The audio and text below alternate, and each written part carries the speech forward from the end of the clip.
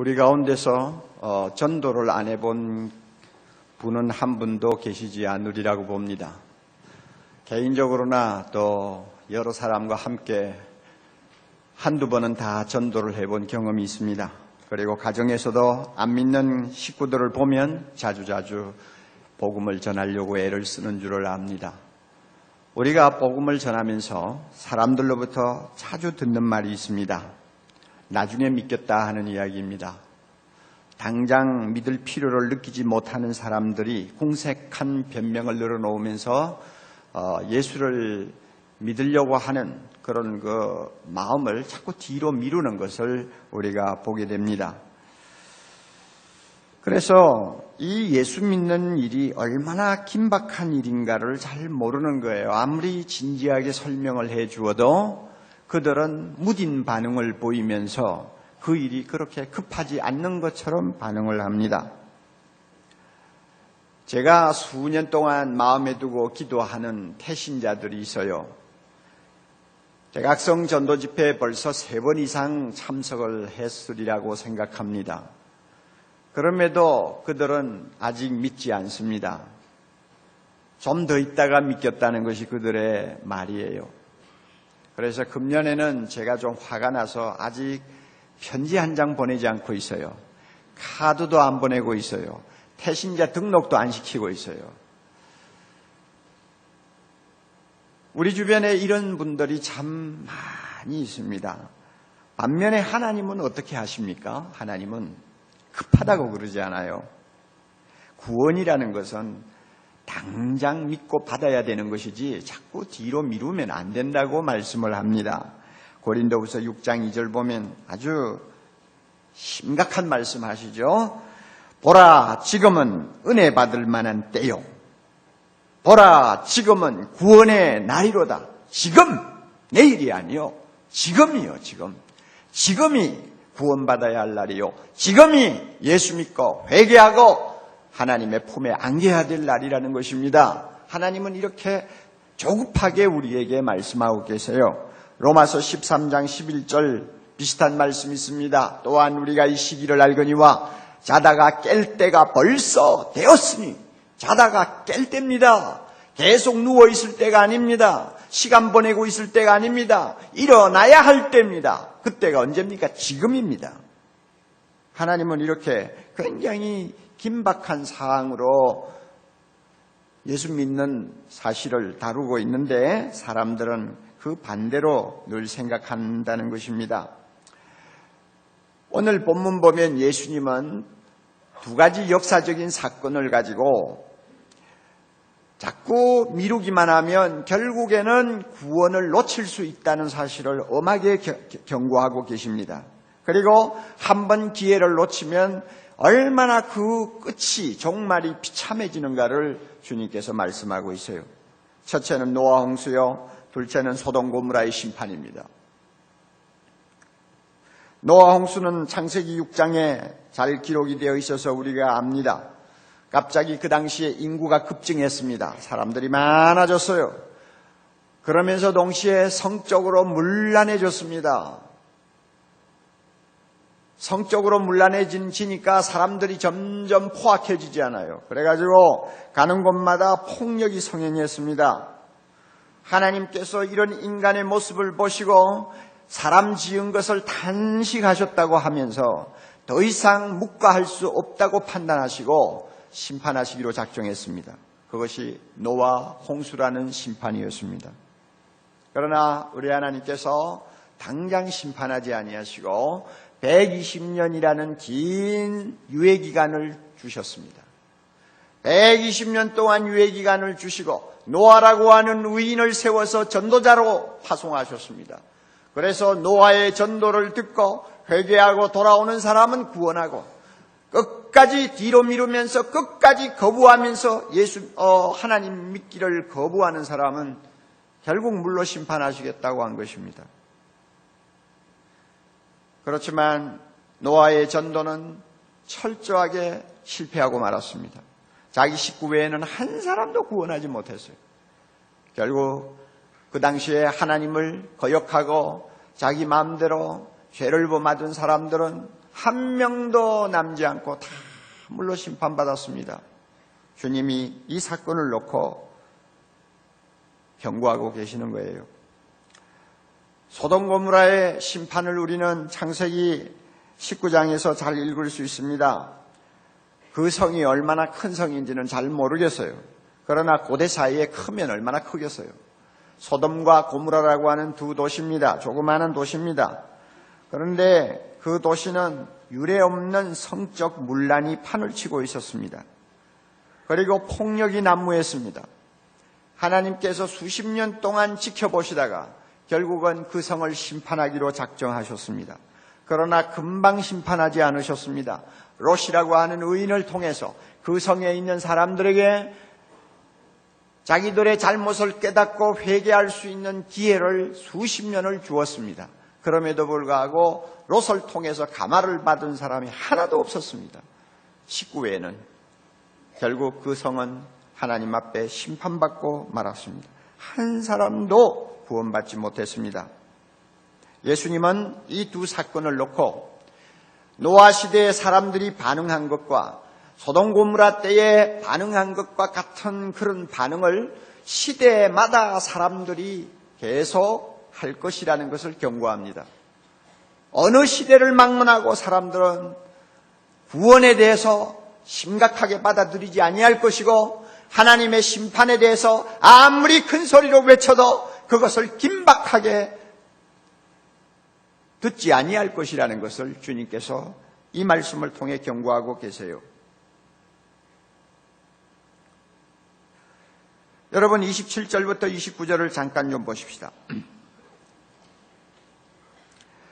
노아가 방주에 들어가던 날까지 이제 비가 옵니다. 비가 오는 날이에요. 비가 오는 것을 보면서도 사람들은 먹고 마시고 장가들고 시집갔다고 그랬어요. 먹고 마시고 장가들고 시집가는 것이 잘못됐다는 거 아니에요. 세상 일에만 몰입했지 하나님의 경고를 아주 우습게 보았다는 것입니다. 그래서 미루지 말고 당장 회개하고 하나님 앞으로 돌아와야 할 일을 그들은 자꾸 아무것도 아닌 것처럼 생각하다가 망했다는 말이요. 사람들이 그랬어요.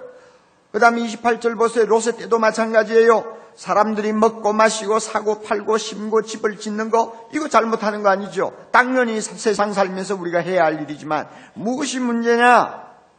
롯이 소돔에서 나가던 그날 방주로 들어가는 그날까지 아니요.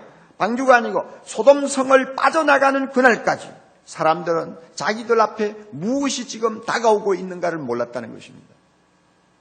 이런 일이 이 세상에는 왕왕이 일어날 것이라고 말씀합니다.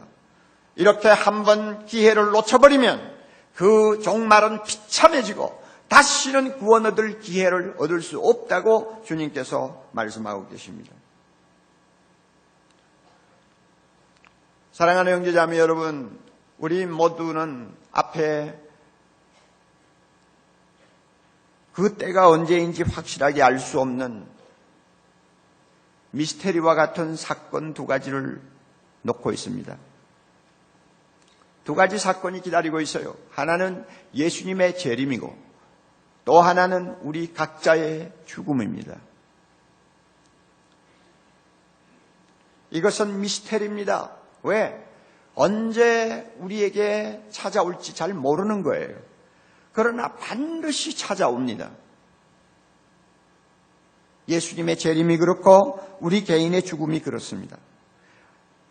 어느 것이 먼저가 될지 알 수 없지만은 예수님의 재림이 임하든 우리의 죽음이 다가오든 일단 둘 중에 하나가 오면 우리로서는 더 이상 기회가 남아있지를 않다는 것입니다.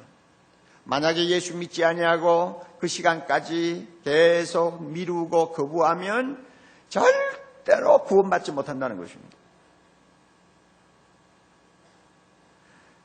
여러분, 우리가 예수님의 재림을 참 많이 이야기합니다. 그리고 성경을 보면 예수님의 재림에 대해서 자주자주 언급하고 날마다 깨어있으라고 얼마나 우리가 자주 경고를 받습니까? 그러나 사실 재림 이야기를 가지고 안 믿는 사람들에게 예수 믿으라고 권하기는 굉장히 어려워요. 예수님이 재림하실 때가 가까웠으니까 꼭 지금 예수 믿으세요. 오늘 안 믿으면 구원받을 수 없을지도 모릅니다. 우리가 아무리 진지하게 권해도 사람들은 그것을 진지하게 받아들이지를 않아요. 그럴 수밖에 없어요. 왜 그런가 하면 재림 이야기가 어제 오늘 하는 이야기입니까? 교회가 시작되고 나서 1950년이 넘도록 숱하게 듣고 얼마나 자주 그 이야기를 했습니까마는 말만 무성했지 예수님은 오시지 않았다 그 말이에요. 그러니까 그렇게 1950년이 지나도록 오시지 않는 일을 새삼스럽게 놓고 사람들에게 긴장을 조성할 수 있겠어요? 그들의 마음에 뭔가 깨우침을 줄 수 있겠느냐 말이에요. 안 되는 거예요. 꼭 노아 시대와 같아요. 노아가 홍수가 임한다고 아무리 떠들어도 10년이 지나도 30년이 지나도 50년이 지나도 홍수가 안 내리는데 사람들이 그 말에 귀를 기울이겠어요? 오늘 예수님의 재림도 비슷한 상황이 되어버렸어요. 그래서 말을 잘 안 들어요. 그러나 여러분 우리 꼭 한 가지 알아둡시다. 재림이 늦어지면 늦어질수록 방심하는 사람들에게는 점점 기회가 없어진다는 것입니다. 왜? 늦어지면 늦어질수록 사람들의 마음은 예수님의 재림에 대해서 대비를 안 할 테니까, 없는 걸로 아니까, 거짓말로 아니까, 대비를 안 하니까, 안 하면 안 할수록 그들이 구원받지 못할 확률이 더 많아지는 것입니다. 왜? 준비를 안 할 테니까. 그러다가 어느 날 주님이 말씀하신 대로 생각지 않을 때에, 평안하다 할 때에 밤에 도적이 뚫고 들어오듯이 예수님이 재림하십니다. 그렇게 되면 그때는 준비할 수가 없습니다. 아무도 그때는 안 됩니다. 여러분 34절 한번 보실까요? 내가 너희에게 이르노니 그 밤에 두 남자가 한 자리에 누워 있음에 하나는 데려감을 당하고 하나는 버려둠을 당할 것이요. 남자 둘이가 잠을 자고 있었어요. 그런데 예수님이 갑자기 재림하셨습니다. 잠자는 사이에 오셨어요. 그런데 하나는 이미 예수 믿고 하나님의 자녀로서 준비를 하고 있었기 때문에 잠을 자다가도 주님이 재림하시니까 구원받는 거예요. 그러나 한 사람은 미루다가 준비 안 했어요. 잠자다가 예수님 만났어요. 어떻게 준비합니까? 그러니까 결국 버림을 당하는 것입니다. 35절 봅니다. 두 여자가 함께 매를 갈고 있었어요. 옛날에는 곡식을 매로 갈아가지고 음식을 만드니까 매 가는 일이 대단히 중요하죠. 부인 둘이서 매를 갈고 있는데 갑자기 예수님이 임하셨어요. 그래서 한 사람은 준비하고 있었기 때문에 주님 앞으로 인도함을 받았고 한 사람은 버림을 받았어요. 그리고 36절은 없지 않아요.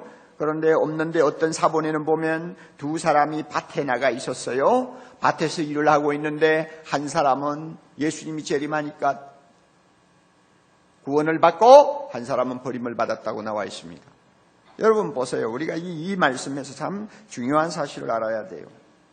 우리 가운데 아무도요 잠자지 않고 문 열고 밖에 나와서 하늘 쳐다보고 주여 오늘 오시겠습니까? 내일 오시겠습니까? 기다리는 사람 아무도 없어요. 저녁에는 자야 돼요. 일단 우리가 단잠에 골아 떨어지면 재림을 하시는지 천지가 개벽을 하는지 알긴 뭐예요. 아무것도 모르는 거예요. 그럴 때 주님이 오신다고 합니다. 가능성이 있다는 거예요. 어떻게 하겠어? 준비 안 된 사람이 어떻게 대처를 하겠느냐 그 말이요.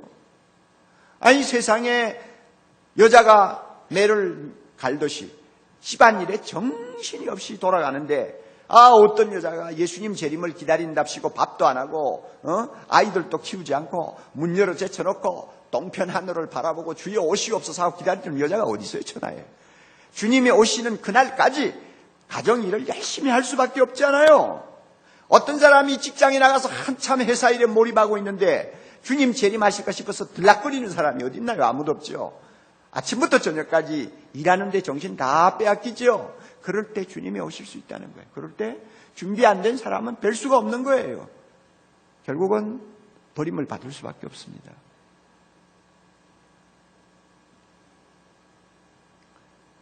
우리 주변에 이렇게 버림받을 사람, 준비가 안 돼서 기회를 놓칠 사람이 얼마나 많을까요? 여러분의 가정에는 없을까요?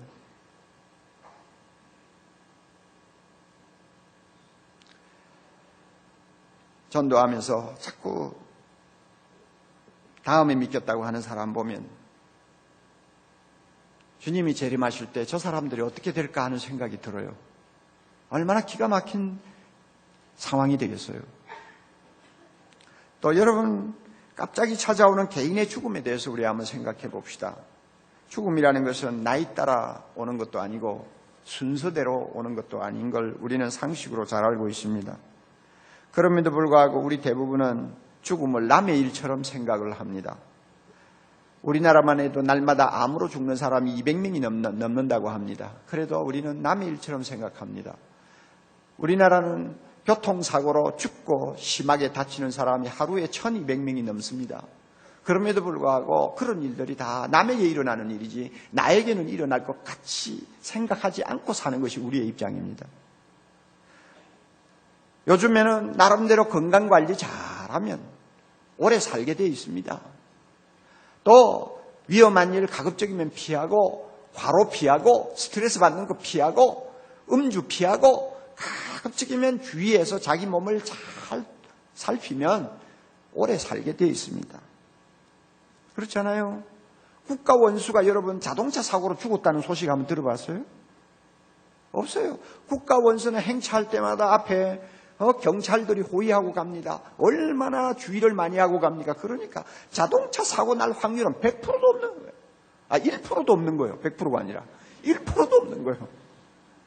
주의하면 우리 건강하게 살 수 있어요. 우리 교회 김수경 집사님처럼 건강식품을 가지고 사업하시는 분 보세요. 가만히 옆에서 보면요, 날마다 건강생식을 잡수거든요. 그리고 자기가 잡수고 그 다음에 얼마나 좋은가를 다니면서 강의하고 사업합니다. 가만히 보면요, 성인병 걸릴 확률이 거의 없어요. 내가 가만히 보니까. 날마다 생식 먹는데 거기에 무슨 성인병이 있어요? 암에 걸릴 확률도 없는 것 같아요. 그러면 사람은 건강하고 오래 삽니다. 또 의학이 계속 발전하면서 수십 년 전만 해도 그 병에 걸렸다 하면은 죽을 수밖에 없었던 사람이 요즘에는 20년, 30년 생명을 연장할 수 있는 시대가 되었어요. 그러다 보니까 점점 사람들이 생명에 대해서 자신감이 생겼어요. 그래서 옛날에는 나의 생명은 하나님의 손에 달렸다고 하는 신앙 고백을 하던 사람도 이제는 내가 생명의 주인인 것처럼 주인의식을 은근히 갖고 있어요. 이게 오늘의 사람들의 모습이에요. 그래서 예수 믿자고 하면요, 은근히 뒤로 미룹니다. 내가 몇 살까지는 살 수 있는데 늙어서 힘이 없을 때 믿어야지, 이런 식으로 생각을 하고는 자꾸 뒤로 미루어요. 왜? 살 자신이 있다는 거예요. 이런 분들이 우리 주변에 자꾸 많아집니다. 자꾸 많아져요. 그래서요, 우리의 평균 연령이 높아가면 높아갈수록 전도하기는 무척 어려워질 것입니다. 동시에 기회를 놓치고 영원히 구제할 수 없는 자리로 빠질 사람들도 엄청 많아질 것입니다. 우리가 이런 현실을 보면서 가슴 아파해야 합니다. 놀라운 사실은 예수를 믿기를 거부하거나 미루는 사람들을 놓고 하나님께서는 정말 오래 참으신다는 것입니다. 무지하게 참으시는 것이 하나님이에요. 특별히 악인에 대해서 참 오래 참으시는 것 같아요. 자, 여러분 한번 물어봅시다. 선한 사람이 빨리 죽습니까? 악한 사람이 빨리 죽습니까? 예? 대답 안 하시네요. 제가 경험한 바로, 제가 대충 보는 대로요, 악한 사람이 오래 삽니다. 작은 교회들 가보면요, 정말 교회 안에서 가시 노릇하고 그 교회가 부흥하지 못하도록 참 그 걸림돌 노릇을 하는 사람들이요, 이상하게 건강하고 오래 사세요. 예. 우리 목사들 세계도요, 가만히 보면, 야, 저 사람이 목사인가? 뭐 이런 생각이 들 정도로 뭐 생활하고 목회하는 것을 보면서 한 가지 놀라는 거 있어요. 무지무지하게 건강하고 오래 산다는 거예요. 그리고 이 세계 역사의 독재자들 정말 저거는 막이지 사람인가 하고 우리가 저주를 할 만큼 형편없는 사람들 대부분이 보면 70을 넘지 않아요. 오래 살아요. 그 이유가 뭔지 아세요? 하나님이 그런 자들이 회개하고 돌아오기를 기다리시고 오래오래 참으신다는 거예요. 그러므로 여러분 오래 살고 싶으면 좀 악인이 되세요. 하나님이 오래 참으세요. 로마서 2장 4절 보면 혹 내가 하나님의 인자하심이 너를 인도하여 회개케 하심을 알지 못하여 그의 인자하심과 용납하심과 길이 참으심의 풍성함을 멸시하느뇨. 좀 어려운 말씀입니다만 간단하게 요약하면 이것입니다. 하나님은 왜 너를 두고 오래 참고 계시는지 아느냐? 왜 불쌍히 여기고 기다리시는지 아느냐? 너가 회개하고 돌아오기를 원하시기 때문이다 하는 이야기입니다. 저의 가정 이야기를 해서 죄송합니다마는 우리 가정에서 예수를 오랫동안 믿지를 않아서 늘 남은 식구들에게 근심이 되었던 분이 바로 저의 아버지였습니다. 어머니도 믿음이 참 좋습니다. 또 저도 믿음이 좋습니다. 또 어려서부터요 믿음이 좋았고요. 동생들도 나름대로 믿음이 좋았어요.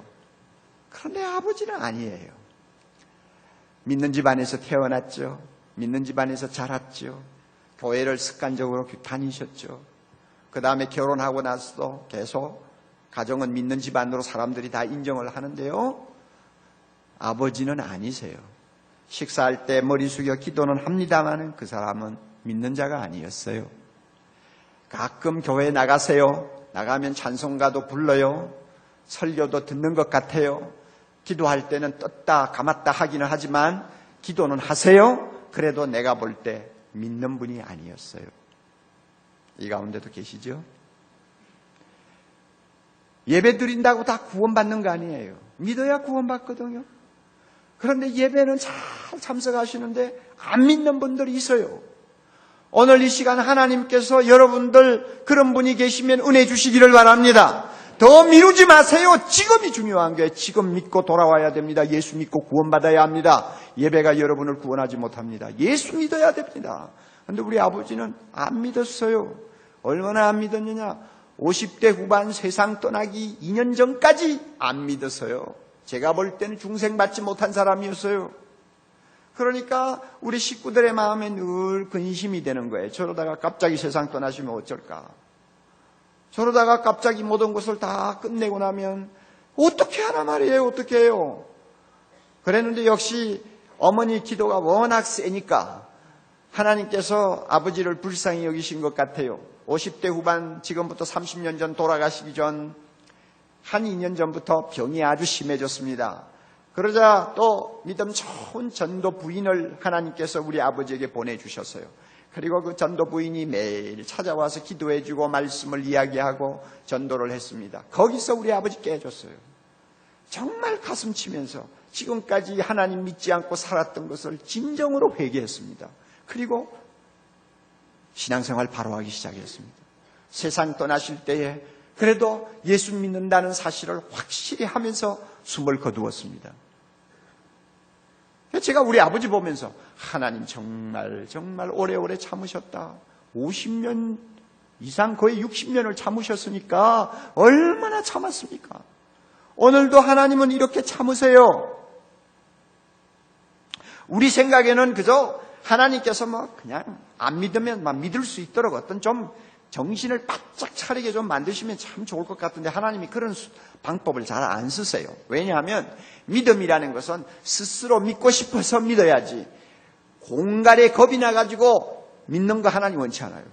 협박해서 믿는 거 원치 않아요. 여러분 작년 9월 11일 날 그렇잖아요. 9월 11일 날 미국 뉴욕에 테러가 났을 때 타임지 기자가 이렇게 썼더라고요. 테러가 났잖아요. 수천 명이 죽었어요. 미국이 발칵 뒤집어졌어요.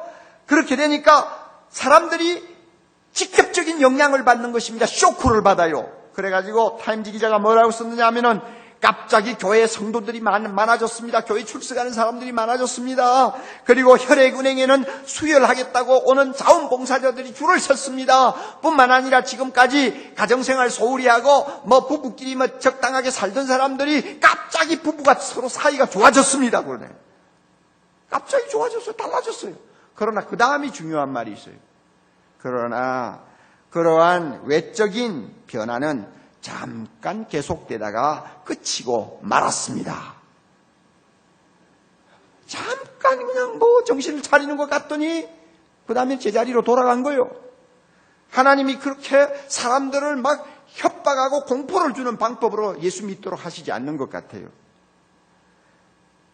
여러분, 우리는 대부분이 그런 버릇이 있어요. 아무리 무서운 결과라도, 아무리 끔찍한 운명이라도 지금 당장 내 눈앞에 나타나지 않는 것이면, 그리고 멀리서 느릿느릿하게 다가오는 것에 대해서는 우리가 긴장을 하지 못하는 약점이 있어요. 이주일 씨가 얼마 전에 세상 떠났잖아요.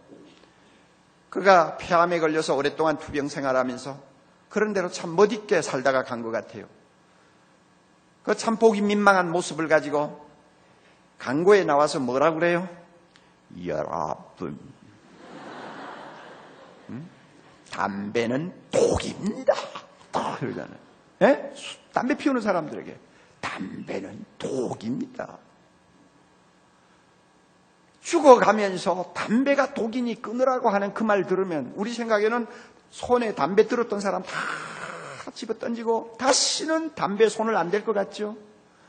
그러나 담배 피웠다고 해서 암세포가 생기려고 하면 10년에서 40년이 걸린다거든요. 그러니까 여유만만하다 말이에요. 만만디야 만만디.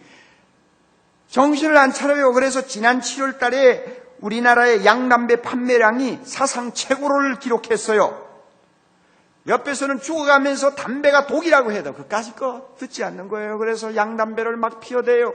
그래서 사상 최고로 양담배 수입을 해서 팔았는데 20억 8,700만 개비를 수입을 했다니까. 정신 안 차려요. 10년 후에 30년 후에 일어날지 모르는 일을 가지고 지금 뭘 그렇게 신경 곤두세우느냐 그 이야기입니다. 사람들의 근성이 그래요. 여러분 신문에서 보셨죠? 일본 아사히 초자 재단에서 90개국에 있는 정부와 그리고 또 전문단체와 협의하고 또 설문조사를 통해서 지구가 지금 환경오염이 어느 정도 위험 수위에 와 있느냐 하는 것을 결론적으로 얻어냈습니다. 시계가 있어요. 12시만 되면 지구는 환경오염으로 파멸되고 맙니다. 12시. 그런데 몇 년 전만 해도 9시 전이었어요. 그런데 금년에는 9시 5분으로 결론이 났어요. 9시부터는 매우 불안하다는 사인이 나오는 시간입니다. 매우 불안하다. 그래서 금년에도 우리나라가 호되게 당하고 저 유럽이라든지 여러분 남미 일부 지역에 호되게 당했죠. 이 겨울에는 또 어느 지역에서 호되게 당할지 모르죠. 지구가 점점 파괴되어 가고 있는데 우리는 그거 대수롭지 않게 생각잖아요. 설마 하고 우리는 그냥 넘기고 있잖아요. 우리나라처럼 무감각한 신경을 가진 나라도 드물 거예요. 그 정도 호되게 당했으면 정부가 요란을 떨 것 같고 국민들이 정신을 차리고 환경을 지키기 위해서 노력할 것 같은데 어디 아무도 없어요. 텔레비에 방송이 나오면 반짝하고 정신 차렸다가 텔레비가 잠잠하면 다 같이 잠잠해져 버리고 다 잊어버려요. 사람이라는 게 그래요.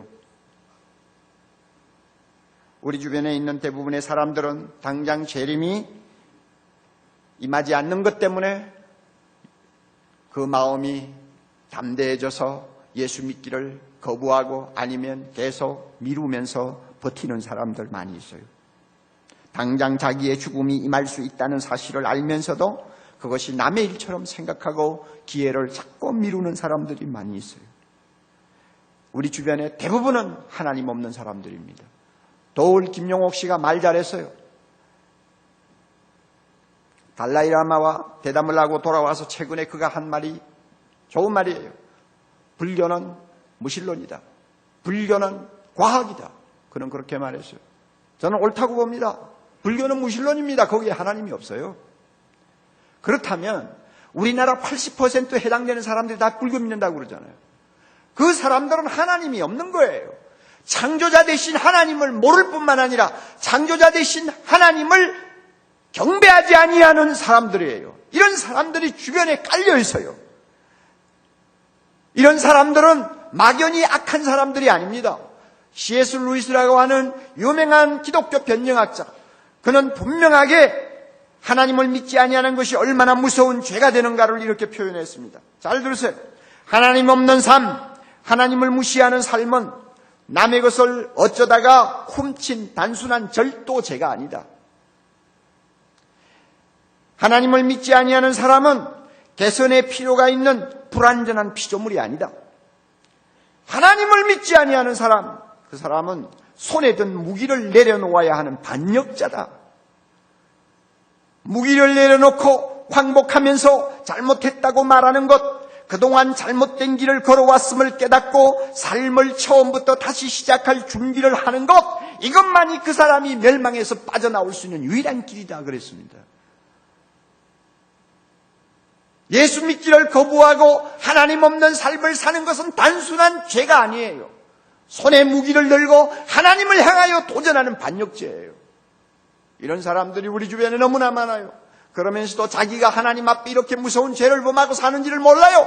그렇기 때문에 구원받으라고 하면 우습게 생각하고, 지금 당장 예수 믿어야 된다고 하면은 피식피식 웃으면서 내일로 모레로 미루고 있는 것을 우리는 봅니다. 여러분, 이런 사람들을 보면서 우리는 가슴에 눈물을 담아야 됩니다. 가슴에 눈물을 담고 안타까워해야 합니다. 여러분 가정에 아버지가 그런 분인가요? 여러분의 남편이 그런 분인가요? 아니면 여러분의 부인이 그런 분인가요? 아니면 여러분의 아들, 딸이 그런 분인가요? 이런 사람을 볼 때마다 우리 가슴에 정말로 눈물을 담고 하나님 앞에 부르짖는 안타까움이 있어야 됩니다. 찰스 웨슬레가 믿지 아니하는 영국 사람들을 보면서 너무 안타까워가지고 지은 유명한 찬송가가 있어요. 269장 아닙니까? 웬일인가 내 형제여, 웬일인가 내 형제여, Why not believe my brother? 왜 안 믿느냐? 원문은 그렇게 되어 있어요. 웬일인가 내 형제여, 주안이 믿다가 죗값으로 지옥 형벌 너도 받겠구나. 그 찬송가 보면 찰스의 마음에 뜨거운 눈물이 솟구치는 것을 우리가 느끼지 않아요? 웬일인가 내 형제여, 주안이 믿다가 죗값으로 지옥 형벌 너도 받겠구나. 우리가 이런 절규하는 가슴이 있어야 됩니다. 미루는 자들을 방치하다가 진짜 그들을 영원히 놓치게 되면 우리도 절대 행복할 수가 없습니다. 내 남편 안 믿겠다고 자꾸 미루는 것을 남편 비유 맞추느라고 계속 시간 보내다가 어느 날 갑자기 남편이 완전히 기회를 잃어버리고 당신 곁을 떠났다고 했을 때 여러분 남아있는 부인의 마음에 어떤 고통이 임할 것 같아요? 내 자신도 행복할 수가 없는 거예요. 어떻게 보면 천국 가서도 행복할 수가 없어요.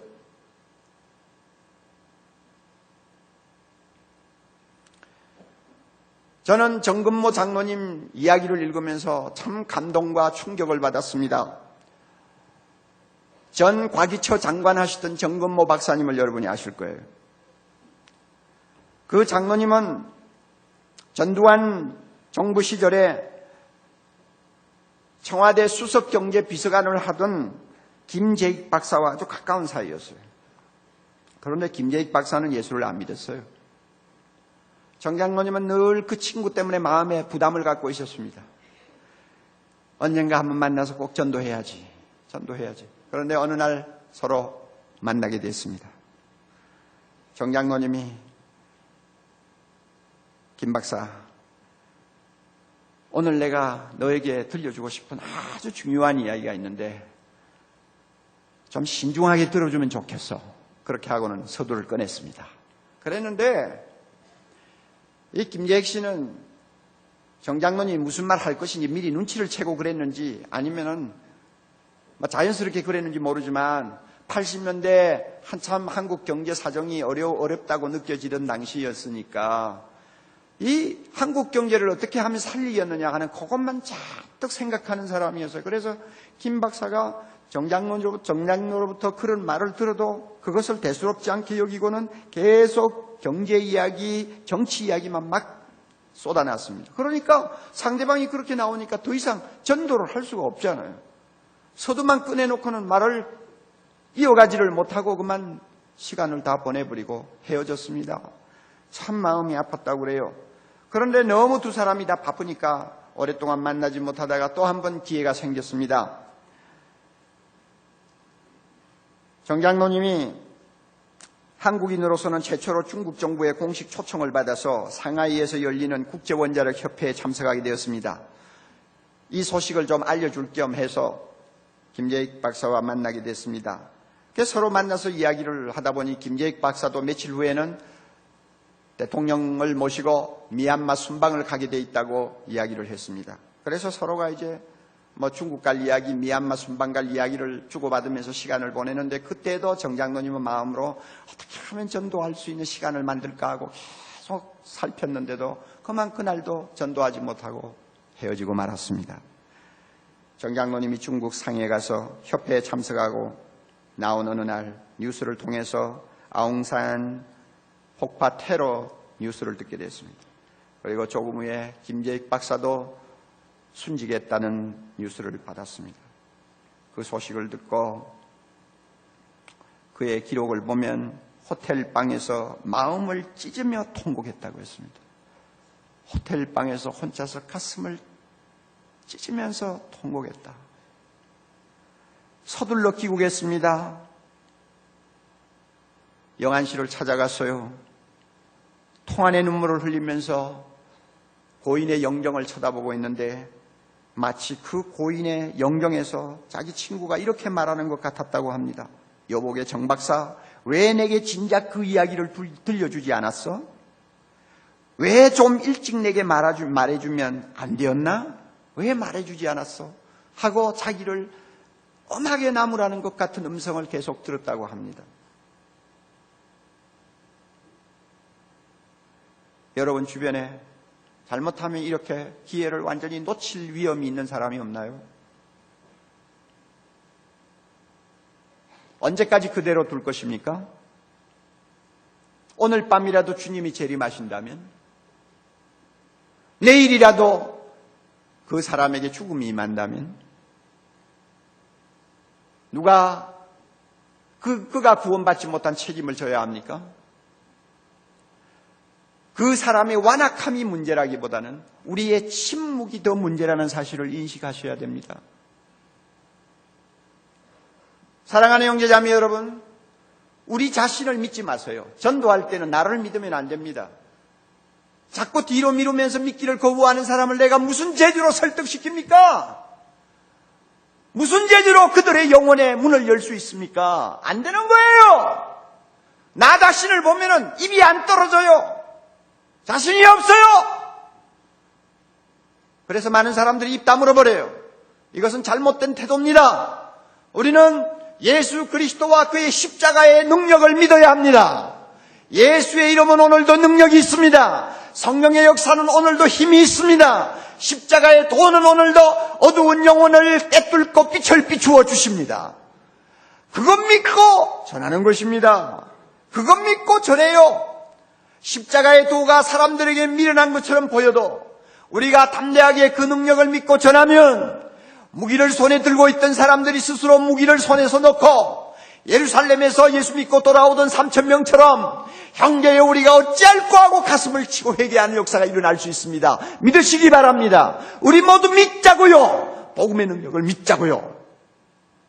그리고 주변에 있는 사람 내버려두지 마세요. 언제 그에게 종말이 임할지 몰라요. 강원도 수해를 당해서 하루아침에 세상에서 목숨을 잃어버린 200여 명의 사람들이 내일 자기가 죽을지 알았던 사람이 누가 있어요? 우리는 내일이 없어요. 오늘이 내 날이에요. 그러므로 우리 가족 가운데 아직도 믿지 아니하는 자 여러분 그냥 하세월하고 방심하지 마세요. 예수 믿도록 가슴에 눈물을 안고 기도하고요. 듣든지 말든지 전하고요. 그리고 주님 앞에 부르짖으면 우리가 전하는 예수 한마디 때문에 그 어두운 영혼에 하늘의 빛이 비치는 날이 올 줄을 믿습니다. 우리를 통해서 이번 대각성전도 때도 수많은 영혼들이 회개하고 돌아와서 그 손에 무기를 놓고 하나님 앞에 두 손 들고 하나님의 품에 안기는 아름다운 역사가 일어날 수 있도록 우리 모두 기도하고 최선을 다해야 될 줄로 믿습니다. 다 같이 기도하십시다.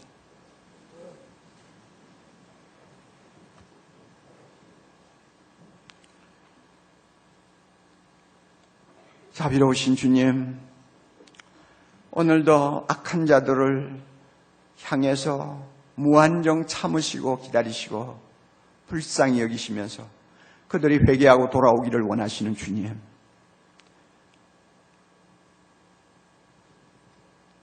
예수 믿기를 당장 결단하지 못하고 계속 미루면서 오늘도 하나님과 거리가 먼 삶을 사는 우리 식구들이 있습니다.